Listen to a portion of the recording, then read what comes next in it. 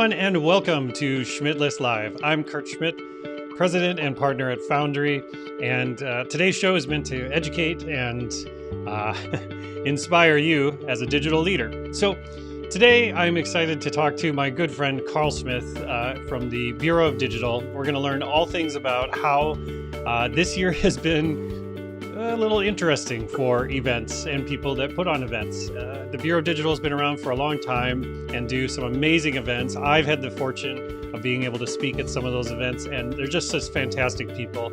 So I'm excited Carl took some time out of his week, very busy week, because they just had a conference this week. And we're going to learn from Carl all the different things that you need to take into consideration when planning and building your own virtual events, whether it be just a workshop for your business, or whether it's a conference with hundreds and hundreds of people attending. So I want to jump right in and say hello to Carl. Carl, how are you today? Hey, I'm doing great. Thanks for joining me. I just realized I'm on the Schmidt list. I didn't get that until just now. I'm very slow. You're here. You're here, and welcome. Thank you so much. It's great to be here. I appreciate it. And like you said, it's been a crazy week. Just came off a 3-day event with 200 people. It's amazing. So tell me about the Bureau. If I don't know anything about the Bureau of Digital, tell me more about it. What is it? What's the value you provide? And what do you do there, Carl? Yeah, so the Bureau started in 2012. And the whole idea was that people running digital shops, web shops, digital agencies, we call them now, they weren't business people. So I was a theater major. There were people who built a website for their band and then started building websites for other bands and then just started building websites. Yep. All of a sudden it's a career, and all of a sudden it's a real business with paying taxes and all the things. Exactly. So the idea of the Bureau was, if we get together, we can share more, we can learn more together and move forward, and find out other people's mistakes and avoid them, share with other people things we did that worked. And it started with 24 people in 2012, and we've had over 10,000 people connect with the community since then. It's phenomenal. It's amazing. And like I said, I've been fortunate enough to be at some of those events, and they're just fantastic. You do such a great job. And, tell me about what this year has been like for the Bureau, because, normally you're putting on these large events all across the country. You're doing retreats, you're doing conferences, you're doing all these things. And then all of a sudden they tell everybody to wear a mask and stay home. I can imagine the emotional roller coaster that was. Yeah. So, it's one of those things. Nothing replaces in person, but the one thing that comes close is real people. Even if you're not sitting next to each other, if you're not in the same room, if you're not sharing a beer at the bar, whatever. And so coming into this year, like in late December, we were poised to finally be a legitimate enterprise. Like, we were going to be able to do amazing things and charge less for events because of membership, and all these types of things were happening. Mm-hmm. We actually took out a $500,000 loan. Wow. At the end of the year with American Express, and they were amazing. They're not a sponsor of the show, but they were amazing. Sure. And helped us out. But the reason we did it was because things were going so well. Sales were going well. The future for the whole year was looking great. So when it happened in March, we were in Charleston when we realized that this was going to be the last in-person event. We had people asking who was going to be there. Where were they from? Were they from an epicenter? It was obvious that this wasn't a good thing. It wasn't going to be safe for everybody. So literally our revenue dropped 95%. Wow. At the end, it was a weekly revenue just suddenly went away and then started moving backwards. Oof. Because people needed refunds. And I remember talking with Lori Averett, who runs ops and has been my right-hand person for 20 plus years.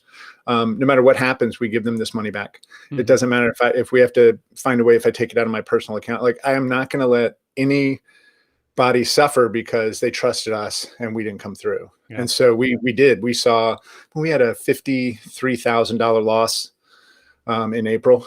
I'm still having a tough time breathing right now thinking about it. But luckily, the community lifted us up. Rob Harr put out a video, and then Jesse from Generations Beyond put out a video, and Andy put out a video. Andy Graham from Big C. Like, everybody started putting out videos about what the Bureau meant to them, and membership picked up. And immediately I knew we had to take care of both the people within our community and also our partners. Yeah. MailChimp had invested a lot in us, and Vision had invested a lot in us. And one of the things we knew was we still have to give them a venue, a platform. Yeah. So we shifted, and in April, we started doing 2 events a week, like right towards the beginning of April. And one of the first ones was all around PPP and EIDL and all of the loans that were out there. Sure. And it was the first time I ever realized that Zoom would allow you to have over 100 people. Yeah. I was like, holy shit, 280 people have signed up for this Q&A with Summit CPA, who is amazing, and Matchstick Legal, who these are 2 of the groups in the community that help out with all things financial, all things legal. And I was like, shit, and so we threw the switch to get more. And I just watched as people helped each other through Zoom. And that was when I was like, we're going to be okay. I don't know how the money works, but we're still able to do what our core purpose is, which is support people who don't have support. And so that just felt great. And if anything, we could be faster. We could spin up things quickly that were really important. Today at 4 p.m., we have 50 people now, I think, showing up to brainstorm remote holiday parties. Wow. It was a big thing in Slack. How do we do this? I don't know how to do this. Do you know how to do this? And I was like, let's have a meeting and we'll talk about it. Let's talk about it. And everybody shows up. So that's it. And now, fast forward to October, we've recovered almost 40% of our revenue. And most of that through online events and also through membership. Yeah. And with hardly any of the expense of a $14 domestic beer at a Marriott. So that feels pretty good too. That does feel good. Well, congratulations on the move and making your way back up. So, was it, you spent all these years learning how to put on these live events and the operations and all the things about it. And all of a sudden you had to learn all these new tools and all these new types of things. Was that daunting, or was that exciting for you at some point? Or was it, just, this is what we have to do. So we have to learn all these new tools. I'm sure you had to review tons of different platforms, right? To figure out what's going to work and what doesn't work. How was that experience for you? So first of all, I'll say I still to this day struggle to think of myself as an event organizer. Sure. I still think of myself as a speaker who just started putting on, or joining events that later I became part of the leadership of the Bureau. I don't know how to say it exactly. I'm kind of making the decisions and running things now because there's 2 of us. We had 8 and now we're 2 because of the pandemic. Yeah. But all of it came really easy once we got the muscle memory of the in-person stuff. Like I got to ride shotgun with Greg Hoy. Yeah. Greg was really smart on it. And the main thing was, is it cool enough? Like whenever you think about something, is it engaging enough? Is it doing something that somebody wants to share? Not that was a marketing thing, but just like, that was amazing. I want to tell people. So then, when we end up, first of all, canceling and having to fight to get deposits back. That was like 100,000 in deposits with hotels that are also having layoffs. Yeah. But while that's going on and we get back to the fact that we're going to do these online events, I don't know if it was daunting. I think I was so overwhelmed. I didn't have time to be worried. I was worried about the team because when we first started this, everybody was still there. Everybody knew that we were like 6 weeks away from just not having any money. So everybody had time to move on to do something. But when we started spinning these up, I was just doing it in Zoom, right? Because that's what we knew. Yep. And that's what the people showing up knew. And we knew how to, we use Tito for our ticketing. So we would do ticketing over here, and we'd come into Zoom. And so that for the webinars and that sort of stuff we did was super easy. Okay. Then we had one of our camps coming up, because the other thing we did was we gave everybody a free ticket that had bought an in-person ticket, and told them if we could just hold the credit, that they would come to the in-person event. If they ever needed that money back, let us know. But we give them a free ticket to the online event. Okay. Right? So like, this is not replacing it. We're not trying to say this is the same value. Right. So then you get in and you start to realize, okay, well, Zoom's got webinar and it's got meeting. Yep. And this makes no sense. Now, I'm sure from a technical perspective, it does, because it's either going to immediately grab everybody's camera or it's not. Because if you're in webinar and you're an attendee, your camera can't come on. It's just not a thing. So you start to see these differences when you're trying to have more discussions with everyone versus presentations with everyone. So that was interesting. I watched Christina Halverson's Confab. And, she was so gracious to have this post-event Q&A, sharing everything they did. And I remember watching this DJ and just going, she's got a DJ. Yeah. I'm like watching a DJ. I'm watching television. I'm like, the way she did it, the production value was so high end. Everything was so great. Yeah. And I got really nervous because I said, I can't do that. Right. I Sure. don't have the money. Like, that's got it. I mean, I have no idea what she spent, but it felt like $40,000. Sure. Like, because she had people in a control booth probably, and they had these amazing cameras for every speaker and all this kind of stuff. So, Yeah. So you start to see what other people are doing. Now Christina always put on a top-notch event. Yes. She wanted to recreate that in-person experience through video. And I think she came as close as anybody's going to. I really do. But then we had our first event, which was going to be a bigger event, which was beyond diversity and inclusion. We partnered with Project Inkblot on it. We had about 180 people that showed up, and that paid to be there. So that's the other thing, right? They are paying to be there.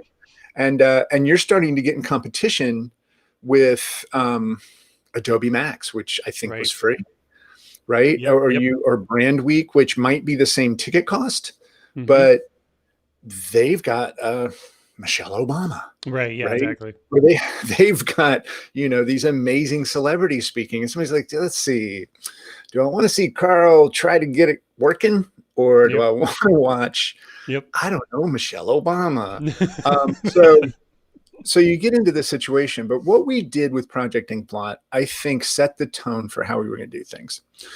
And basically, we had an all-person, every presenter get together. It was a one-day event. There were 5 talks. And we got on a Zoom meeting, and we just kind of shared with each other what we were going to do. And then we agreed that it would be great if we all came out at the beginning and just said, hey. And this little part of everyone who was going to be there for the day coming out and just saying, hey, and then asking the chat, where are you at? Where are you watching from? And suddenly you see the chat start to come in, and then somebody says, you're in Chattanooga? I'm in Chattanooga. And you start to see these things happen. And I realized at that point, we just have to keep talking to everybody that's there. We have to keep giving them opportunities to engage. We can't be from the stage down. This has to be removing the distance as much as possible. And then we also had a great playlist where I asked each speaker to send me 3 of the songs that meant the most to them about the topic they were presenting on. Right. That's and cool. So we had this amazing, especially for Beyond Diversity and Inclusion. You may not have noticed, but I probably shouldn't put together the playlist. Right? Sure. I am a white guy. Yep. So for them to do that, and then we also had photos. They sent photos of themselves having fun. And so in between talks, we would have the interstitial slides going with these photos going through, and with their playlist playing, which Zoom makes super easy. And the attendees stayed and they would comment on the photo or the song. And then it got to be when I was introducing somebody, or actually when Jahan and Boywin were introducing those speakers, they may even reference the photo. What was going on? Where were you? Right. And it was engaging. It was conversation. It was people getting to know each other in front of other people. Right. And they loved it. And so we carried that forward into Design Leadership Days. And then this week, Digital PM Summit, 3 days. Yeah. Can we, 16 speakers, can we do that? It's a big show, man. And we did. And we had technical problems. and we laughed about them. And we told people at the beginning, we're doing this live for a reason, because we want you to engage with the speakers. We could take videos and we could put up videos. You know what? That rips you off. That rips us off because we don't get to engage at that point. Right. So, but if we make this live, shit's going to go wrong. Yeah. So be ready. And we want you to watch and we want you to laugh because we're going to laugh. Yeah. Well, and if especially if it's project managers, they should expect things never to go well anyways. It's not what goes wrong, it's how you recover. And Yep, it's exactly. if you have positive, great energy, then that community, that chat room is going to have positive, great energy. Yeah, for sure. So that's the one thing I've heard from other people that I've been putting on events is that one of the positive things, back to your point about Michelle Obama, of this all virtual thing, is that it's easier to get speakers. It's easier to get those bigger, higher quality speakers or more well known, and you can go worldwide pretty easily. You don't have to fly everybody into, just like he's mentioned, that Hilton and all these things. What's your take on that? Is that just a silver lining? Is it a game changer? What is it in your opinion from that aspect?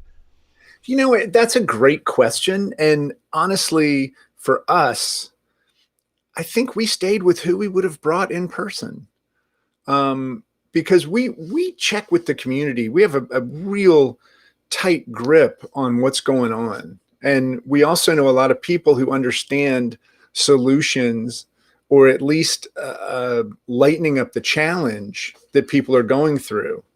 So I don't think we invited anybody to come to Digital PM Summit. I mean, they had pretty much been invited previously. Now, that's not saying in 2021, I won't look at that. We've got Owner Summit, which is going to come up in January or February. Mm-hmm. And I had a great conversation with David Baker at one point. And he actually said, because he was at Owner Summit, they did the Two Bobs podcast live from Owner Summit, which was amazing. Yep. And my favorite podcast. And he said to me, you could get anyone to speak here. And I said, I don't know that I can afford anyone to speak here. And he goes, well, if you get those people to speak here, you'll be able to afford those people. And it felt kind of like a chicken and egg. But I also love that our events are people from the community that get up on stage. So at what point do I no longer become enabling the community to share its story? Right. And I start looking at putting on a big event to make money. And making money has never been what I'm good at. It's been my goal. I'm just not very good at it. Well, yeah. And I mean, again, back to, what all of us as business owners struggle, right? Is that you want to provide value, but in order to provide that value, you've got to make some revenue to actually provide that value. So to your point, I can see that can be quite a balance that you have to, really fight to find, because it would be easy, like you said, to just pick names out of a, Amazon bestsellers list and put them on Zoom, right? That's and right. Make some money. Daniel Pink, come on out. Yeah, right, exactly. 10 minutes, Daniel Pink, $50,000. Yep. Thanks, everyone. No, I'm with you there. And the other thing is that, so this was what was interesting. When we made that shift to online events, I reached out to every speaker. Now, the speakers you can reach out to, if they ever see this, they'll know something. I reached out to every speaker who had ever rated a 4 or higher on a scale of 1 to 5 at any bureau event ever. And I said, hey, we need you between now and the end of the year. And we actually scheduled out almost 4 months in 2 days. Wow. Of 2-day-a-week events. And the community was just like, holy crap, what just happened? This is amazing. And that's when membership started to grow. Mm-hmm. But the other thing to say is, in 2018, we started devising a plan to do more online events. And we did an online event in 2017, because we did an online event in 2017, the Bureau Online. We did it in 2018. We did it in 2019. So we had a little bit of experience. Okay. But nothing like we have now. Nothing like the scale, right? Yeah. Yeah, no. Well, and so, with that, I really wanted to pick your brain a little bit, Carl, on, just like some of the top things that you would advise somebody that's putting on a virtual event. And keep in mind, probably most of the people aren't putting on hundreds of person conferences like you that are watching this, but if it is something, like you said, like a holiday party or a company event Mhm. or these types of things, and we're doing it virtual. I mean, what are some of the things that you've learned that you'd like to pass on to some of these folks? Yeah, I would say, first of all, make it about the people, not the technology. Make it about how they can have the best conversations or the most fun, not about what product are we going to use. Because we tried that. There's another product out there. I won't name it right now. We're not using it anymore. You can contact me if you're curious, and I'm happy to tell you. But they were very gracious. They just had some flaws, and but but the thing I think that's most important is make it familiar, because familiar breeds trust, and that's why Zoom is what we're going to keep going with. Sure. Speakers understand it. It's a simple thing for them. It's on your Attendees computer. understand it. It's everybody's got it. The mobile experience is pretty good. Yep. So I would say make it about the people. You can still do a white elephant gift or whatever, Yep. right? Like, you can still do these types of things and have physical components. We actually send out a box with snack break snacks. Nice. People don't open until it's that snack break, and then they share with each other what they got. So much fun is that. And allow people to use their environments. We do a game called Within Reach, where we'll be talking about something and somebody has to explain their point by grabbing an item within reach. So like I might say, well, I'm really enjoying our time together. I can't figure out where the camera is. So this watch kind of shows how I'm feeling about, what we're Yep. doing. And so people would grab, and we had one time, and this Aaron Walter, super nice guy.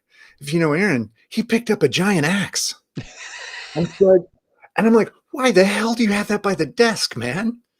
Like, what is going on with your work that you have to have this axe? He goes, well, I made this. I'm very proud of it. I was like, all right, dude, you just stay there in Athens. Okay, I'll stay here in Jax. I didn't Yeah. mean You anything you by it. just It's like, you just do you. yeah, but and I would also say there's no reason not to do games, not to engage in things outside. Like when you're doing the webinars, we had a lot of advice for the speakers. They wanted to be in meetings, but the thing about Zoom meetings is if you have 200 people, they all have the ability to turn their camera and their mic on. Yep. You want to talk about distracting? Imagine if you're at a 200-person event and everybody's sitting on the damn stage. Right. Holy crap. So, but with webinars, and we had one, I can't remember the speaker right now, but we had one speaker who actually linked out to Typeform Okay. so that he could have people do, live polling that way. And then he could show the results differently than if you just use the polling in Zoom. Oh, fun. We had another speaker who had a document to download. And so they were filling out this document. It was like a PDF while they were doing that. We had a lot of people that were just engaging, asking questions, using the Zoom polls, but things that get those attendees to lean in, to listen. We also did a captioning contest where we would grab photos that the attendees sent in, because that was the other thing. When we started with Digital PM Summit, I said, I want the attendees to send in photos this time. So they did, and we shared those. And then we had this guy was standing on a camel in front of a pyramid, obviously in Egypt. And I'm going to get his name wrong. I think it was Abdul Aziz, but but we asked him, like, first we did the caption contest, right? And it was like, camel surfing for the win, whatever it might be. And then we asked him to tell the story, and he did, right? And he was obviously from somewhere. I want to say he was somewhere in the Middle East, and he's telling us the story, and everybody's just so engaged in it, just loving the story. And so we were able to turn his mic on. So do that. Like, let the attendees send things in, and then ask them to share about it. Don't just use the Q&A. Turn on the mic and ask the attendee to explain some of the context around the question.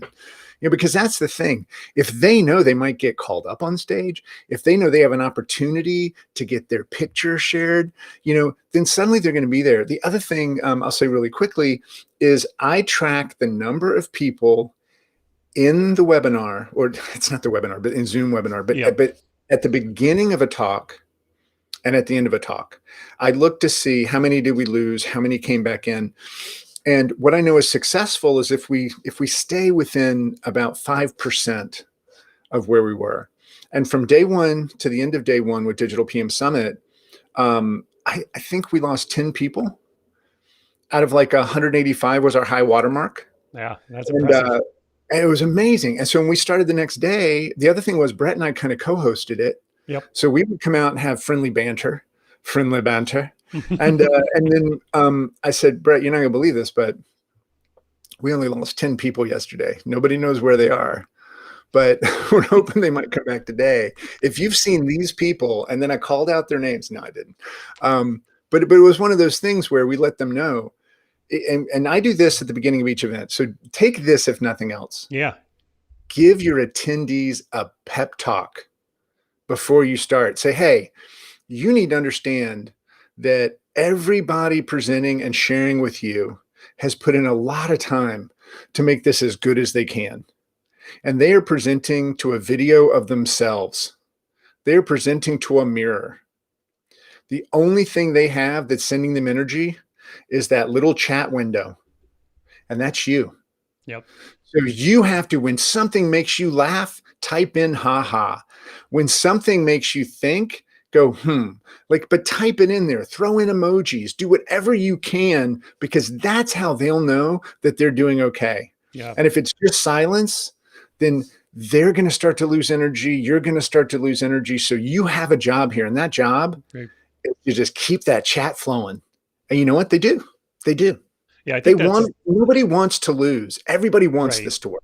Well, I think that's great, Carl, because I think exactly what you're saying is setting those expectations up front, letting people know what's actually happening to make the event happen.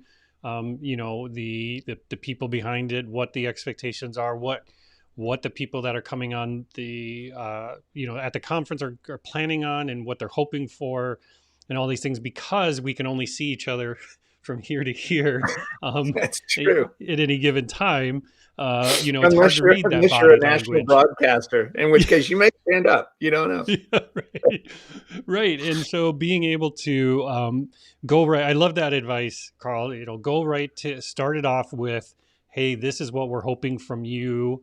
This is where we're hoping you, not only what you get away from it, but what you can put into it.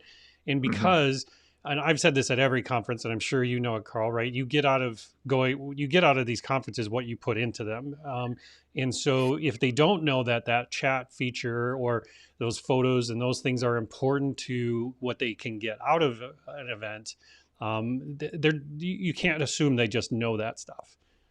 No, that's absolutely right. Yep. That's awesome. And so, tell me more about what are the plans for 2021? Obviously nobody knows when or how we'll ever get back together again, but are you planning on, even if we do pull everybody back together again, and we're all running around giving each other vaccines all day. Are you still, hoping to go back to the live and physical? Are you going to commit to fully virtual? Are you going to look for a hybrid? What has been going around in your thoughts as a business owner these days? Yeah. So, my plan and the plan of the people that I've shared my plan with, and people seem to be in agreement with, is we're going to plan on all virtual for 2021. And if by some, I'm just going to say luck, right? I don't know what else to say. Yeah. Because it's damn well not being planned. I think we learned that last night. But if by some level of luck, we're able to do in-person events, that's one thing. If people want to do them, that's another.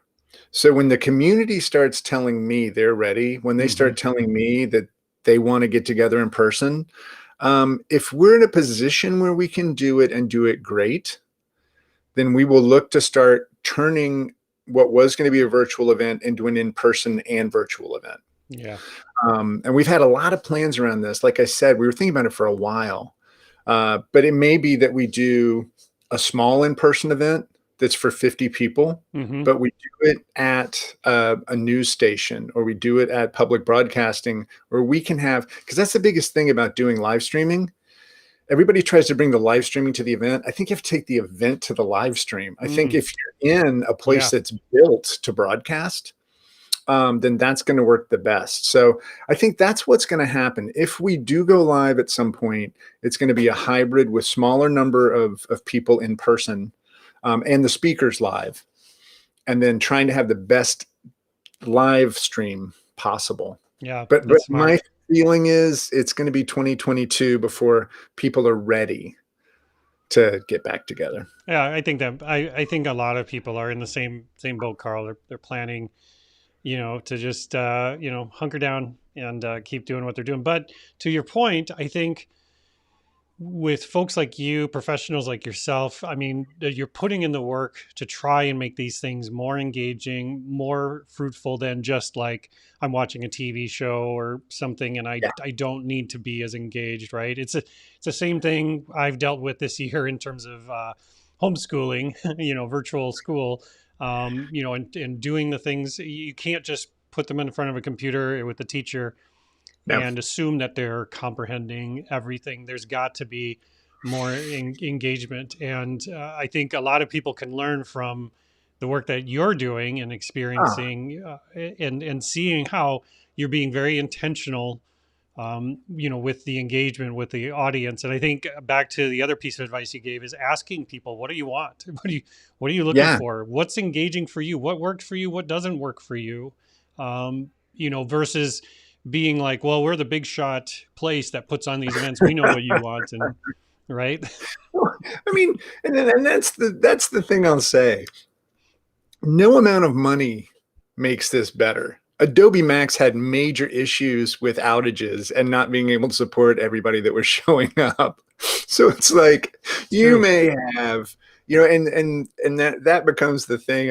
I'll share this really quickly. If you're putting on an event, if it's 100 people, it's 200 people, Yeah. don't make the mistake we made in the mid 2000s when we were shops and we tried to compare ourselves to Apple and we started doing or Google and we had 20% time and Fridays off. We aren't them. We can't survive that. Don't compare yourself with a product company that took their marketing budget to put on an event instead of invest in events. There's Right. nothing wrong with that, but you can't be that. So just be the best you can be. And you know what? People will appreciate that. People Yeah. love Burning Man before it became Burning Man. Yeah. And it was Right. raw and it was camping and it Yep. was like, do you have any water? So so it's like be you and be the best you can. And that's what people are going to appreciate, that you're different and that you're bringing something to them that they're not going to get anywhere else. That's awesome, Carl. Well, Carl, I want to thank you for joining me. If I want to know more about the Bureau and how I can become a member and how I can support these fantastic events, I mean, where's a good place to go? What should I look for? And then how can if I have questions for you, how can I find you? Absolutely. Well, first of all, Kurt, you're not a member. Me? I've always been a You member. can't shoot this show is over. It's over. So just go to bureauofdigital.com. Bureau is one of those words that, I always like to be a part of companies that have difficult to spell words. But go to bureauofdigital.com and you'll see what's coming up. There's a membership tab up there where you can learn about membership. Membership starts at $19 a month and goes all the way up to $3,000 a year if you want your whole team. So there's a variety of options in there between being able to join events at a low cost or for free, as well as connecting on the Slack channels with 500 other digital professionals. Lots of stuff going on in there. But you can find out everything about it there. We focus right now on owners of digital shops, operations folks, digital PMs, design leaders at big in-house orgs. There's a lot of variety in there. So take a look. And then if you want to get in touch with me, if you will go through the quagmire of Twitter, I am just Carl Smith with a C. I'm pretty sure if you just type Carl Smith Bureau into LinkedIn, you'll find me there. I will say that is a tough place for me because the number of connection requests I get from people who want to show me their CRM is like out of control. So you can do that. Or it's smith@bureauofdigital.com if you just want to send me an email. But my whole purpose in life is to connect people to help each other. So please reach out and say hello, if nothing else. That's awesome. Well, for personally, Carl, I want to thank you for all the value that over the years that you and the Bureau, Brett and Greg and everybody a part of it has. I think it's just nobody's putting in the effort into these areas as much as you are. And, as a professional, I really appreciate it. Means a lot. My heart. My heart was open there for a second. I had to close it. It means a lot to me, and I know it means a lot to a lot of other people as well.